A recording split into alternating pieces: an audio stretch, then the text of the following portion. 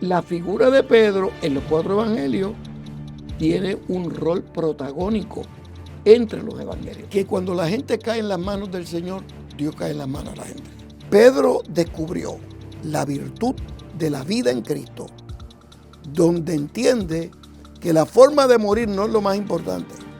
Hay un Pedro antes de la resurrección, donde se ponía de manifiesto en evidencia clara su temperamento fuerte. Los que perseveran hasta el fin serán salvos.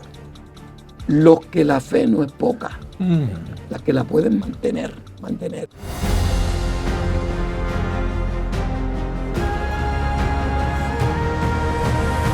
Bienvenidos a Escuela de Pescadores. Con ustedes en Escuela de Pescadores nuevamente para hablar de cosas muy interesantes. Hoy me ocupa una figura llamada Pedro. Miren, yo les voy a confesar. Pedro está así como que entre los apóstoles que me han cautivado siempre y que me llaman mucho la atención. Yo no sé si cuando yo veo a Pedro en algunas de esas actitudes que lucen como medio imprudente y metiendo a veces el pico donde no debe, me siento identificado con él. Yo digo, yo creo que yo soy un poquito así como Pedro, que de vez en cuando el Señor me tiene que regañar y darme ajustes. Pero cada vez que usted ve a Dios corrigiendo a alguien con intensidad, es porque tiene un plan maravilloso con ese hombre. Y Pedro no fue un hermano cualquiera y un apóstol cualquiera. Fue destacado, muy destacado en la Biblia. Tenemos que hablar sobre su carácter, tenemos que hablar sobre sus apariciones y su participación en cosas tan importantes. Para eso he invitado como nuestro profesor del día de hoy al doctor Samuel Pagán, que está con nosotros nuevamente, yo creo que ya por vez número 20 o 30, porque perdí la cuenta. Saludos, doctor, saludos. ¿cómo está usted? Qué placer estar con ustedes el día de hoy, con todo nuestro público. Es un gusto estar aquí en la Escuela de Pescadores. Y para nosotros es un gusto tenerle. El más que aprende soy yo. Ojalá. Yo quiero creer que podemos aportar, aunque sea un poquito, alguna cosita. Sí. Doctor, hoy la figura de Pedro me cautiva. Claro. Usted ha escrito varios libros en la temática de figuras de Dios, unos que han salido, otros que están por salir. Claro. Y Pedro es una de esas figuras que yo sé que ha estado trabajando, no sé si ya lo terminó, si sale en la etapa final. Estamos en eso, ok.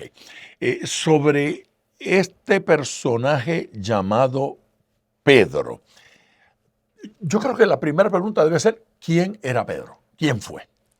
Mira, desde cuando uno ve los evangelios, 4 evangelios canónicos, cada evangelio tiene su huella digital.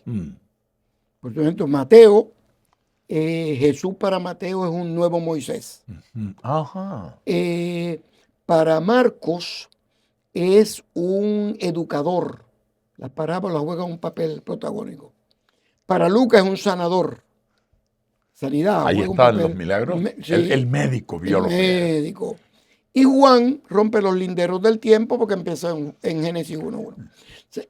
Y Pedro, lo interesante es que Pedro, la figura de Pedro en los 4 evangelios tiene un rol protagónico entre los evangelios. No es ignorado. No, y le dan el mismo reconocimiento entre el grupo lo reconoce, sus acciones, y es interesante que no solamente son acciones positivas y buenas, o sea, no lo limpiaron, no le quitaron todos los problemas. No, un exabrupto y aparece allí. Aparece ahí, porque el Pedro que nosotros tenemos en los evangelios es un Pedro humano, con virtudes, con defectos, pero es un Pedro humano, y ese estilo de vida, esa actitud personal, se confirma en la corroboración de los 4 evangelios, que era una figura intensa. Mira qué bonito te lo dije. Mira qué bonito. Era una figura intensa, fuerte, y lo era. Y una figura fuerte, Y ese es el Pedro que tenemos. Sí, su personalidad se refleja igual. Igual. En los 4 evangelios. Sí, no hay manera de decir el Pedro que presenta, no, todos lo presentan así, intenso, atrevido, impulsivo, capaz incluso de enfrentar a Jesús y preguntarle, ¿por qué no hagas esto, no te metas en eso? Darle consejo. Es el único discípulo que nosotros sabemos que andaba armado. Que sepamos, era así, y que la usó. Sí, y que la usó. O sea, que nosotros tenemos documentación, lo más probable es que hubo otros, pero del único que sabemos seguro es de Pedro. Es decir, que si usted se entera de que hay un hermano por ahí que anda armado, de repente es que tiene un llamado apostólico. Sí, ya. No dudes tú, no dudes tú. Dios no lo descartó. No lo descartó. El Señor no lo descartó. Bueno, eso un poco en cuanto a su carácter y personalidad. ¿De dónde venía? Mira, Pedro viene de una ciudad alrededor de las orillas del lago de la Galilea. ¿Vivía allí? Vivía ahí, es oriundo de allí. Por lo menos eso es lo que nosotros entendemos. Vivía de la pesca, que era un oficio allí muy común, muy responsable. Bueno, estaba ahí en el patio de la casa. Parece, eran más de uno, Pedro, su hermano, tenían algún tipo de corporación, algún tipo de negocio familiar, una empresa pesquera. Modesta, pero una empresa pesquera. No le iba muy mal, porque uno ve que continuaban. Los pescadores tenían una distinción cultural porque trabajaban de noche generalmente. Iban a pescar de noche, pero las primeras horas de la mañana era para entregar la pesca, limpiar. Entonces dormían por la tarde. Entonces pues, descansaban más tarde en la tarde, temprano en la noche para volver a salir de la noche. O sea que era un itinerario diferente al del resto de la ciudad. Que eso lo hacía personas distinguidas, porque eso implica, ese Pedro era el que se preocupaba por la alimentación de la ciudad. O sea, era una figura importante, sí. Una figura importante. Pero eran personas que se criaban solas. No es que digamos que tuvieran mucha educación, aunque en el caso de Pedro, el texto bíblico dice que Jesús visitaba las sinagogas alrededor del lago. En la ciudad de Pedro posiblemente había una sinagoga donde él se crió y donde iba a la sinagoga, porque parece que conocía las tradiciones bíblicas y uno lo ve en el discurso de Pedro, en los comentarios de Pedro, inclusive en las cartas. Y no luce como un ignorante. No luce como un ignorante, que aunque ese tipo de trabajo no es que digamos que haya sido el más que se necesitaba educación. No estaba graduado de la universidad, pero no era un ignorante. No era un ignorante, tenía, porque recuerda que en el mundo judío las sinagogas en la semana cumplían una función educativa. O sea, había 3 niveles de educación. Nivel de niños de 4 a 6 años, donde aprendían a leer las letras, a escribir. De 6 a 8 años, donde aprendían a leer y a memorizar los textos bíblicos. Y de 8 a 12 años, donde empezaban a comentarlo, a discutir el texto bíblico. Así es que, hijo de pescador o no, esa educación básica la tenía. La tenía. Esa educación. Okay. Y uno lo nota después en sus discursos. O sea, no es que lo tenía y no lo demostró, lo demostró. Sí. Capernaum. ¿Por qué lo asociamos con Capernaum? Porque debe haberse mudado a Capernaum. Primero, Capernaum era el centro importante del lago. Era que una cosa así vista como la pequeña capital de esta zona. De esa zona. La cabecera de... Porque ahí es que estaban los que cobraban impuestos. Mateo también andaba por allí. Entonces tú tenías para ir de Turquía, la actual Turquía, a Jerusalén, tú tenías que pasar por Capernaum para pagar los impuestos. Si ibas del norte, ¿verdad? De Siria, de Damasco, para Jerusalén o de Jerusalén a Damasco, pasaba por Capernaum. O si ibas del este, pasaba por Capernaum. Entonces, Capernaum se convirtió en un centro metropolitano importante. Y alguien que quiere crecer en los negocios, tarde o temprano, se mudaba allí. No era una ciudad insignificante. No era una ciudad insignificante. Jesús se mudó a Capernaum. Inclusive, cuando nosotros tenemos la expresión en el Nuevo Testamento, la ciudad de Jesús, no es Nazaret ni es Belén, es Capernaum. ¿En serio? Es Capernaum. Esa expresión, la ciudad fue a su ciudad, es Capernaum. Capernaum. Porque para Jesús Capernaum era importante porque tenía el internet de la época. Todo se sabía en Capernaum. Ahí llegaba. Todo. Y sabemos, bueno, claro, por la entrada y la salida trae la información. O sea, pero sabemos eso porque, por ejemplo, recuerda la mujer que tocó el borde del vestido de Jesús. Claro. Toca el borde de Jesús. Jesús sigue su ministerio. Según el Evangelio, al otro día por la mañana, cuando Jesús comenzó a caminar alrededor de la Galilea, la gente lo buscaba para tocar el vestido. La noticia había corrido. Corrió al otro día por la mañana. O sea, ellos tenían sus medios de informar. Claro. Entonces, Pedro también se muda a Capernaum y allí se casa. O llegó casado. Yeah. Pero en Capernaum sabemos que estaba casado porque él vivía con su suegra. Sí, Eso regularmente hay que tener esposa para poder tener suegra. Pero lo que indica es que cuando se casaron y cuando el texto bíblico alude a eso, ya el suegro no vivía. Por eso es que ella es la figura que aparece. Claro, porque si tienen que llega a estar juntos. vivo, estaba en la casa del suegro de Pedro. Sí. Pero como ya él no existía, recuerda cuando estaban un sermón de Jesús en Nazaret, le dicen a Jesús, ahí está tu madre y tus hermanos, porque ya José no vivía. También. Ella, que era la forma de referirse. Entonces, sí, tenía su familia y en Capernaum era su centro de operación. Y ahí fue que que Jesús lo vio y lo identificó como una persona adecuada para incorporarse en los discípulos.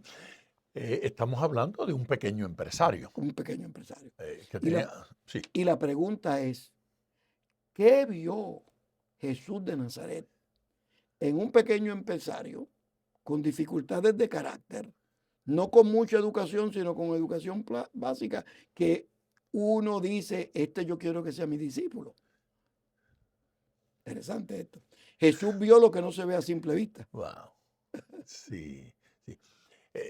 Claro, uno sabe que si es capaz de desarrollar, organizarse bien, si es tan responsable como para atender a su suegra, no sería un elemento muy educado, pero no era un sinvergüenza. No, era responsable. Era un hombre responsable, era un hombre de familia. Tenía buena opinión de la comunidad porque estaba preocupada por la alimentación de la comunidad. Hay una serie de cosas importantes sobre eso. Sí, tenía unas cualidades que, aunque uno sabe que esto no es por obras, pero son importantes. Pero el carácter, claro. Ese carácter es indispensable. Sabemos de la familia de Pedro. Hemos hablado de eso, de la familia, de su negocio, de su empresa.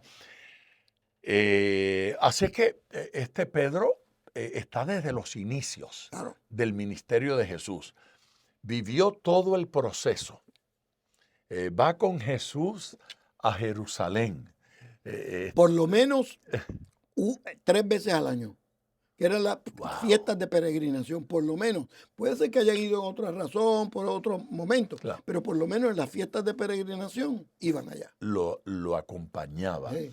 Así es que este tiene 3 años. Estudiando más o menos. Del discípulo de Jesús. Sí, porque cuando lo vemos como predicador después, no suena a un pescador cualquiera ni ordinario. No. Uno dice, ese sermón de Pentecostés...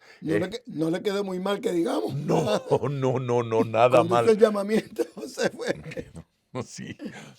¿Te parece que la vida de Pedro ya su ministerio, ya este Pedro, hijo de Dios, discípulo de Jesús, ministro del Señor, ¿te parece que la vida de él se puede dividir entre antes y después de la resurrección? Sí, mira, hay un Pedro antes de conocer a Jesús, un Sí, pescador profesional. del que hablamos hace un rato. Hay un Pedro antes de la resurrección, donde se ponía de manifiesto en evidencia clara su temperamento fuerte, a veces agresivo, Sí. compulsivo, descontrolado, pero comprometido con el reino. O sea que pueden ser personas que amen al Señor, como Pedro, todo, pero que no han podido controlar elementos de su genio, de su temperamento y carácter. Vivimos así, nos Sí, pasa. los pasa, nosotros lo vemos continuamente. Entonces, Y no solamente, perdón, sí. no solamente el de temperamento ese agresivo y violento, pero lo contrario, Sí. El que es tímido y apocado. Sí. Y el Señor quiere que hable y no habla. O sea, Sí, los dos extremos. ambos, pero se puede vencer. Claro, Y se claro, puede claro. caminar adelante. Dios lo llama y lo primero que le hace es cambiarle el nombre. Porque los cambios de nombre en la Biblia no son documentos legales para recibir una herencia. Son transformaciones de parte de Dios donde el cambio de nombre alude a un cambio en la persona, de carácter, de carácter, conducta. de temperamento. Pero los cambios de carácter y de genio no son cambios mágicos, ni superficiales, ni rápidos, ni instantáneos. Son procesos. Dios preparó de roca, de Simón a Pedro, donde se pone de relieve una transformación de su carácter, donde lo que él va a hacer de ahí en adelante, sus dichos, lo que él va a afirmar, por ejemplo, Jesús de Nazaret, se va a convertir en el fundamento de la fe cristiana, que es el ministerio, la vida, la muerte y la resurrección de Jesús de Nazaret. Pedro nunca predicó lo bueno que era. Bueno, yo supongo que el sermón de lo bueno que era muy corto, muy cortito, ¿verdad? Porque Pedro era Pedro. Pero entendió que su futuro no estaba en distinguir sus virtudes o obviar sus debilidades, sino la afirmación del Cristo que lo llamó primero, lo fue educando poco a poco y llega a su punto culminante cuando resucita entre los muertos, donde ellos no podían entender lo que estaba pasando. ¿A ti te parece que de alguna manera cuando Jesús entonces le dice que le cambia el nombre, que eres llamado ahora Pedro, de alguna forma le está diciendo hacia Tu acá futuro, te llevo? claro, tu futuro está por aquí. Se lo está profetizando. Sí, se lo está profetizando. Le está diciendo, es en este camino que te quiero, Claro. no por ese por donde te ha llevado la cultura y la familia y la herencia, pero lo que yo tengo para ti. Y entonces tengo que caminar, tengo que participar con Dios en ese proceso. Por ejemplo, ese es muy buen ángulo, muy buen tema para predicar. Por ejemplo, luego de la muerte, se dice de la resurrección, se le hizo muy difícil a los discípulos entender eso. Muy difícil. Inclusive, Pedro entró y no lo encontró a la tumba. Y no lo encontró. Y se fueron a la Galilea. Es decir, regresaron a la vida anterior. Es muy difícil. Ellos vieron cómo lo crucificaron. Ellos vieron cómo, cuando expiró. Confirmaron que estaba muerto. Tocaron todo. Entonces, pero Jesús los busca ya. Los buscó la primera vez y los buscó la segunda vez.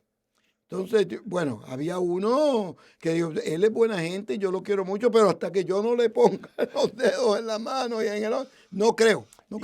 Públicamente. Y podemos criticarlo. No, pero nos parecemos. Cualquiera estaríamos allí. Sí. ¿Cómo que resucitó? Sí. ¿Cómo? No. ¿Tú estás seguro? Yo lo quiero ver. Sí. Entonces, Pedro se convierte en esa figura. Antes de la resurrección, uno ve un Pedro valiente, impulsivo. Cuando Jesús camina sobre las aguas, el primero que le dice, si eres tú, que yo vaya contigo. Y Jesús dijo, bueno, yo soy yo. Ven. Ven. Si nosotros hiciéramos ahora, tú le das un examen a todos los estudiantes de la escuela de pescadores y le dices, por favor díganme, para pasar el curso, dígame cuántas personas han caminado sobre las aguas Dicen en la historia. Dicen que uno. No, fueron dos. Pero fueron dos. Fueron dos. Fueron dos. Pedro caminó, lo que pasa es que cuando después vio todo, pues entonces... Pero la mayoría de la gente diría, no, uno. Solamente Jesús. Sí, pero no es verdad. Y dio unos pasos. Claro. Y el que lo critica hay que preguntarle cuántos pasos has dado tú. Entonces, ese episodio es fundamental porque luego de 3 años de estar con Jesús, confundieron al Señor con un fantasma.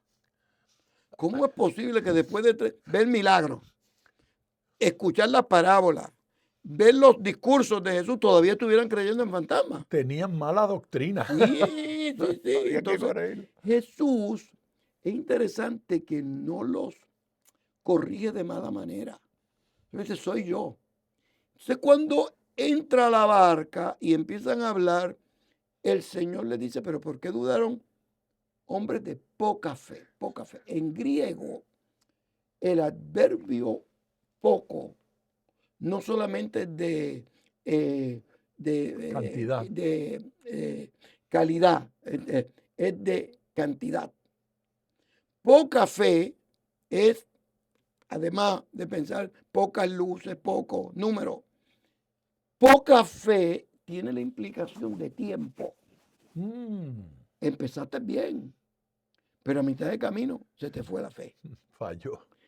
Fundamentado en esa enseñanza, Pedro, de los discípulos, el libro de Apocalipsis habla y dice, pero tengo una cosa contra ti, recuerda la iglesia, sí, que has dejado tu primer amor. Se le acabó la fe, poca fe. Posteriormente en el libro de Apocalipsis, fundamentado en la enseñanza de Jesús, dice, solamente los que perseveran hasta el fin serán salvos. Los que la fe no es poca, las que la pueden mantener. Entonces, a veces nosotros pensamos, poca fe es chiquito, como una cosita pequeña. No, es que puedan perseverar.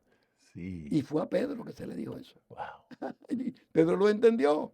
Entonces, en la resurrección, todos se fueron, se alejaron, Juan se quedó.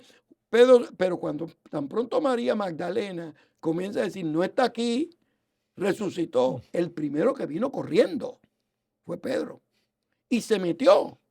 No digo nada, y se fue corriendo y se fue al norte. Se fue al norte, a la Galilea. Es decir, que la figura de Pedro juega un papel protagónico en el ministerio de Jesús de Nazaret, porque uno ve cómo Cristo lo transforma poco a poco antes de la resurrección, cuando Él dice, todos estos que están aquí te van a negar, solamente uno no te va a negar. Aleluya. Eso soy yo. Jesús le debe haber echado el brazo. Dice, mira, Pedro, ay bendito. Pedrito, otra vez. Mira, 3 veces no me va a negar uno. 3 veces, es decir, me vas a negar de manera absoluta, completa. Número 3, yo completa antes de que cante el gallo. Y en efecto, el gallo no solamente era un gallo que cantaba, sino era el centinela de que por la mañana anunciaba que ya llegaba la mañana. Como el sereno. El sereno. Entonces cantó y demostró la capacidad que tiene Cristo de transformar un carácter. Es un episodio y es un texto bíblico que está escrito en griego magnífico, porque el texto bíblico dice que él lo negó y habló malo, todo. Sí, le salió la vieja criatura, sí. Y Jesús solamente lo miró. Una mirada de Jesús bastó para transformar una vida. Interesante esto. Sí. O sea, nosotros tenemos miradas de Jesús que miraba así. Nosotros vemos que miró hacia arriba y miró a Zaqueo. Eso es yo. Y nosotros tenemos la mirada de Jesús también a Pedro. Son miradas transformadoras. Amén. Redentoras. No lo ignoró, No, lo miró. No lo ignoró, lo miró. Y esa mirada lo hizo llorar a Pedro. Por lo tanto, no Con era... intensidad, amargamente. Amargamente. Por lo tanto, vio amor. Y esa mirada, después de antes de la muerte, preparó el camino para la post-resurrección, cuando el Señor vuelve y se encuentra con él y sigue en la conversación. Y lo primero que le dice al Señor, no es me negaste, no, me amas. Ese era el único tema.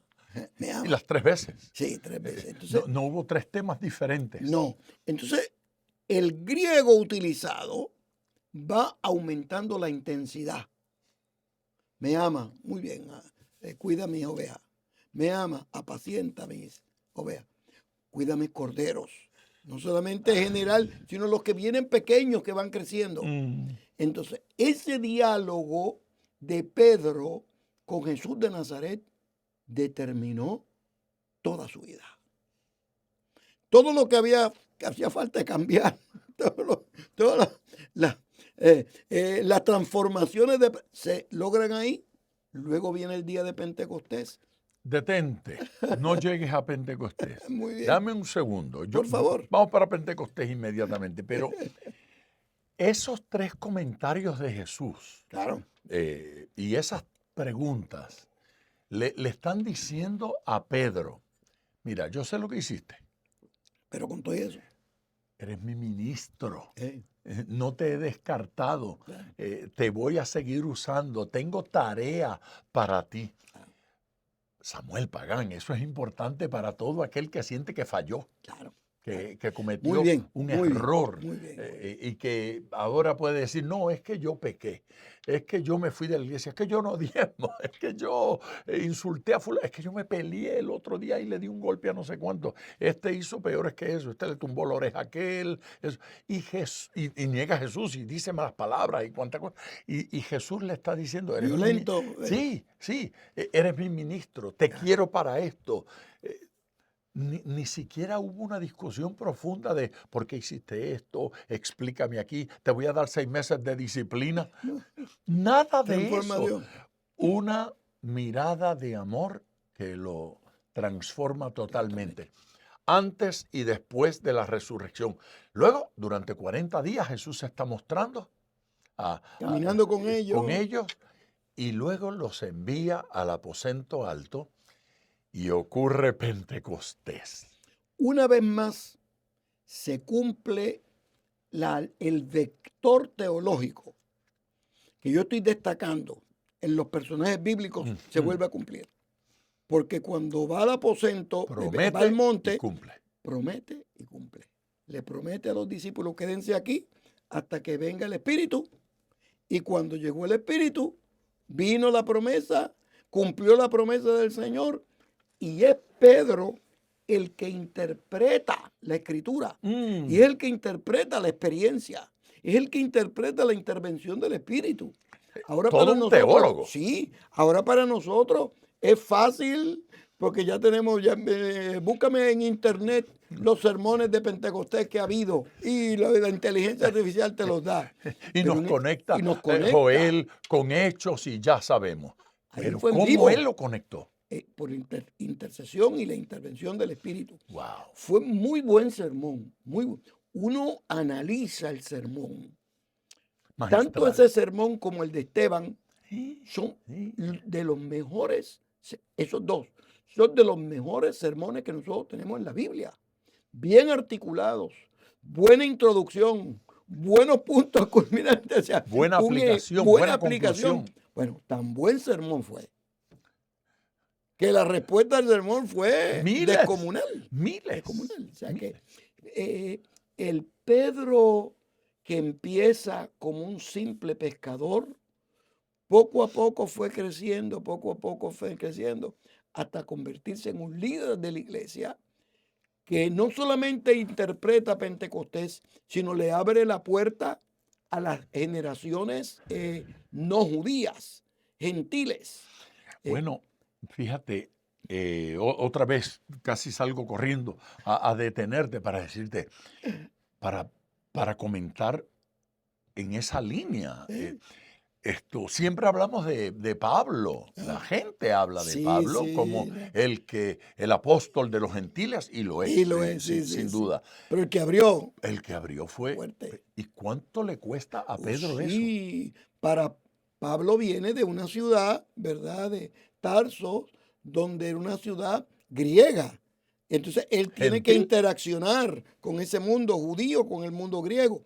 Pedro no. Pedro viene del mundo judío ortodoxo tradicional, que de pronto se le rompen los esquemas y el Señor le tiene que decir, no llames inmundo Sí, a lo que yo es. he limpiado ya. Y le tiene que dar una visión. Claro, y le tiene que dar una, tampoco no fue, le mandó un email, no, Ni se lo una dijo al visión, vecino. ni lo dijo al vecino, fue una revelación extraordinaria Tuvo de Dios, Dios que hablarle directamente. directamente. Y claro, encontramos a Pablo luego haciendo esta tarea, pero ya Pablo había escuchado la historia Claro, de lo que le había pasado claro, a Pedro y cómo Dios. Entonces, avanzar Pablo era más fácil claro, sobre la base de la experiencia que ya había vivido, claro. pero fue Pedro, Pero, el violento, ¿qué? el que abre las puertas y llega allá, y es a ellos a los que le llega Claro, la noticia de lo que estaba pasando claro, allá en claro, aquella ciudad, a claro, donde entonces envían un grupo, claro, envían a Bernabé, claro, claro, y termina allí el apóstol Pablo, bueno, claro. el muchacho y luego Saulo, que fue Saulo. transformado, Sí, sí. Hay enseñanzas que sacar claro. de la vida de Pedro. ¿Enumeras así alguna de ellas? Primero, que cuando la gente cae en las manos del Señor, Dios cae en las manos de la gente. Me gusta esa frase. Eh, Cuando la gente cae en las manos del Señor, Dios cae en las Dios manos de cae la en las gente. manos. Entonces, uno ve cómo Pedro crece y supera sus propias dificultades. Mm. Eh, eh, Jesús no envía mensaje a quien puede interesar. Es con nombre, apellido, número de seguro social y pasaporte, todo. Huellas Entonces, digitales y huella todo. digital y todo. O sea, entonces se revela a Pedro de cierta manera, a Juan de otra manera, a Pablo de otra manera, porque cada uno de los discípulos tenía su trasfondo diferente. O sea, esa revelación de Dios que uno lo mira y dice, pero es un enfoque y otro enfoque, no tiene que ver con que Dios sea diferente, sino al que No, me le estoy revelando. tiene un Y trasfondo diferente. tiene un trasfondo y tengo con él un proyecto diferente. Diferente, sí. La tarea Sí, es sí, sí, distinta. sí. Sí, y uno nota que como Pedro poco a poco va, después actuó con sabiduría, uno lo nota con sobriedad, se le quedan dificultades de personalidad, No era, no era sí, perfecto, peleó hombre. con Pablo después.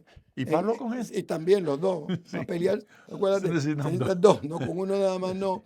Pero uno ve la transformación, uno ve las cartas de Pedro, la madurez, el desarrollo de la fe, cómo Después, la educación comienza a dar frutos. después de esa pelea, ¿Mm? todavía en sus cartas, él habla hermoso de Pablo. Sí, sí. Él habla de él como un escritor y unas doctrinas y lo llama profundo. Ve, uno no habla de un predicador como cosas profundas, difíciles de entender, Mm. si no lo admira Sí, y si no lo aprecia. Así es claro. que él no era enemigo de Pablo. No, no, no. No era enemigo de Pablo. Claro. Reconocía. No, y que Madurez es evidente en el no, y carácter. reconoció el liderazgo también. Sí, sí. Porque en el concilio de Jerusalén, los Sí. dos comenzaron con posturas diferentes, pero los dos acabaron diciendo, no, el Espíritu lo que quiere es esto. Así que nosotros tenemos que estar de acuerdo con la revelación del Espíritu. Porque le ha padecido bien a nosotros Y y al primeramente Espíritu al Santo. Espíritu. Y los dos gigantes estos, están aceptando el argumento de Jacobo, que ni siquiera era uno de los 12. No. Pero eso es madurez. Sí, ese es madurez. Eso es crecimiento. Eso es para redondear esto e ir terminando. ¿Cuán grande te parece que es el apóstol Pedro, para el catolicismo, el primer papa. Ok, no soy católico, soy evangélico, pero para el catolicismo, el primer papa. Para los evangélicos, pues sí, el líder de los 12, el predicador de Pentecostés, el que Y no se ha... puede subestimar. ¿Cuán grande es la figura del apóstol Pedro? Importantísimo. Importantísimo. Primero, por el liderato de Pentecostés, por el liderato a través de la historia de la iglesia, todo eso es importante. Pero hay una enseñanza fundamental.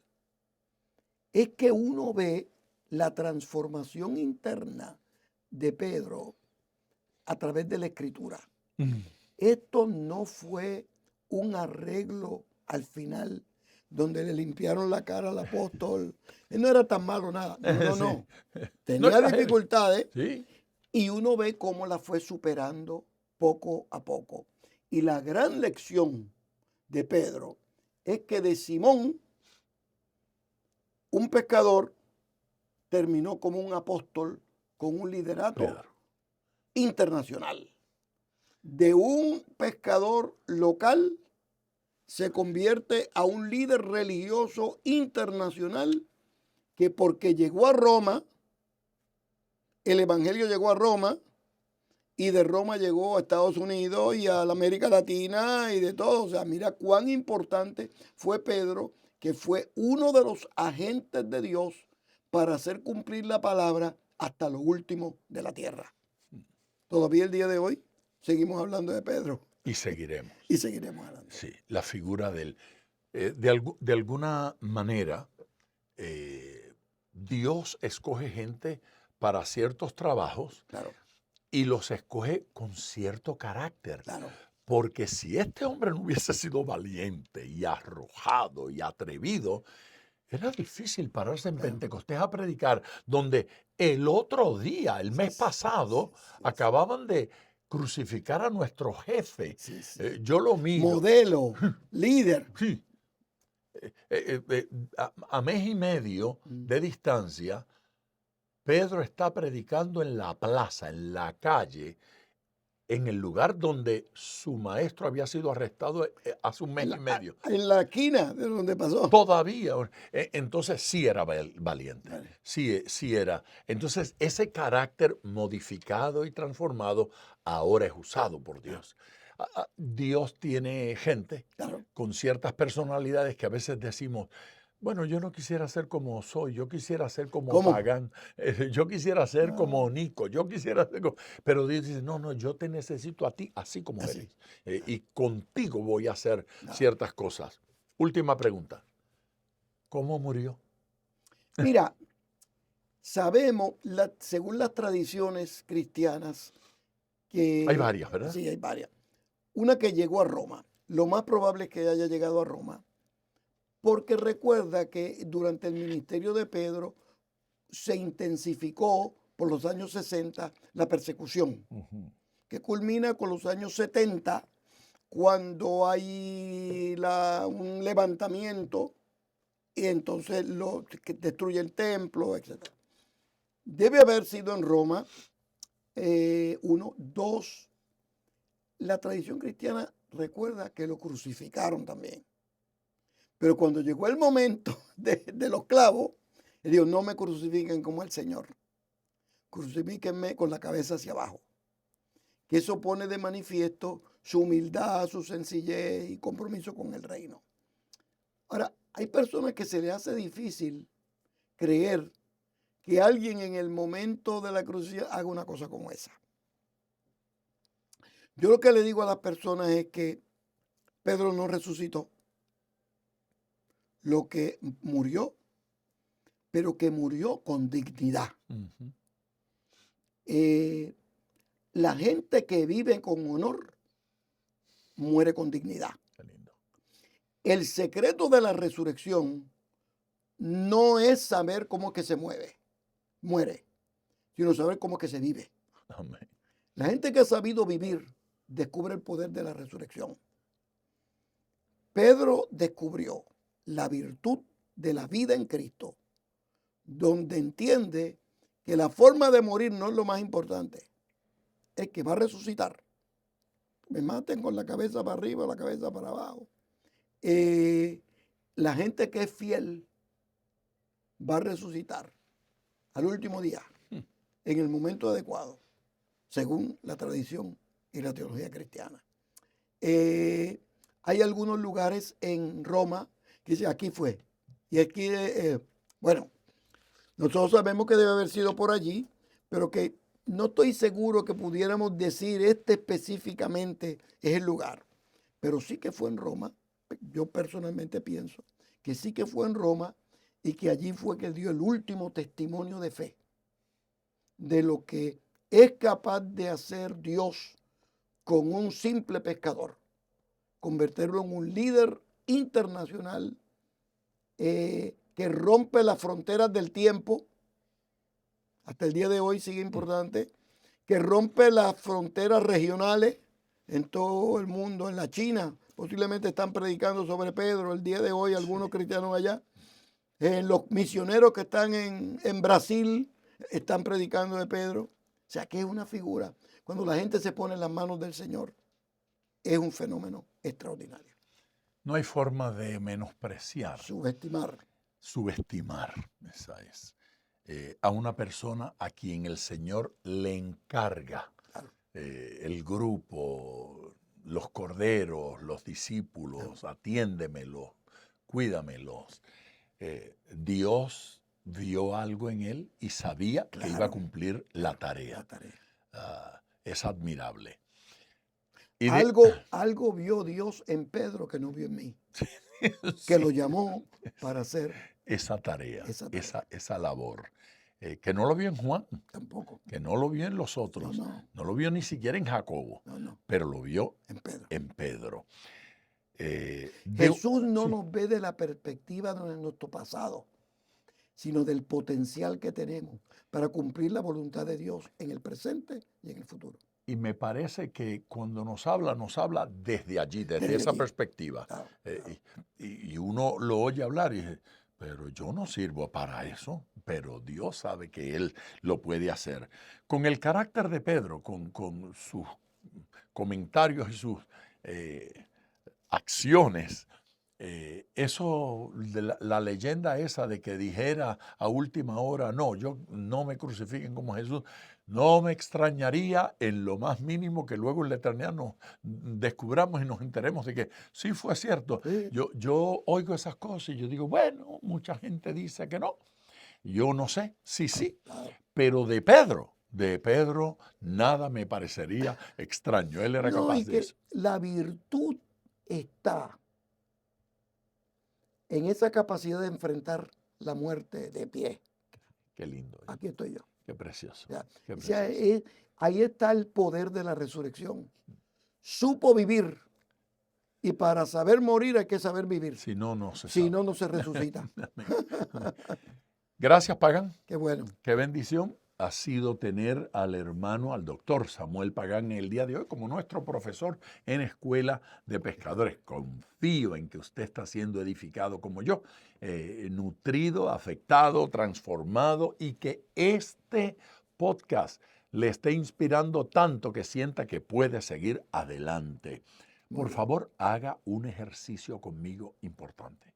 Dele me gusta y envíeselo a alguien ahora, no le cuesta nada. Haga trabajo misionero en este momento, haga trabajo ministerial, dígale a alguien, esto me bendijo, toma, léelo, míralo, procésalo, apréndelo y compártelo con alguna gente. Gracias por su amor, bendiciones y hasta pronto.